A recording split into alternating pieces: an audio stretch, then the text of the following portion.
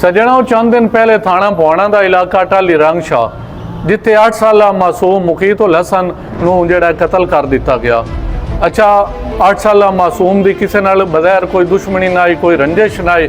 बड़ी ही खौफ की फिजा कायम हुई और पुलिस वास्ते भी ये केस चैलेंज बन गया, जिसते DPO चनियोट ने टीमां तश्कील दी, CIA पुलिस और पुआणा पुलिस उन्होंने काम किया और उन्होंने अज असल मुलजिम जिहड़ा है वो गिरफ्तार कर लिया। अच्छा, जिहड़ा मुलजिम है वो भी ही मकामी ही उतों इलाके का है और मालूम होया है कि जिहड़ा पुलिस ने दौरान तफ्तीश मुलजिम ने पुलिस नूं दस्सिया है कि मैं एक जगह ते खड़ा सी कि बच्चा बाजार दे विचों गुजरिया, अकेला सी, मेरी नीयत खराब हुई है, मैं इस बच्चे नूं पकड़िया तो मैं बंसा में लैके आ गया, उत्थे इहदे नाल ज्यादती कीती है तो बच्चा उत्थे मैनूं ये खतरा सी कि इस दस देना है, तो उसने बच्चे का गला दबाया तो मुकीत उल हसन जिहड़ा जान दी बाजी हार गए। DSP सजाद हुसैन पुआणा सर्कल के इंचार्ज हैं, उन्होंने DPO ऑफिस से प्रेस कॉन्फ्रेंस की है और उन्होंने दस्सिया है कि मुलजिम नूं जिहड़ा गिरफ्तार कर लिया गया और मुलजिम इस तो पहलू भी इहो जिहियां वारदातां विच उहदे बारे शिकायत मसूल होंदियां पियां,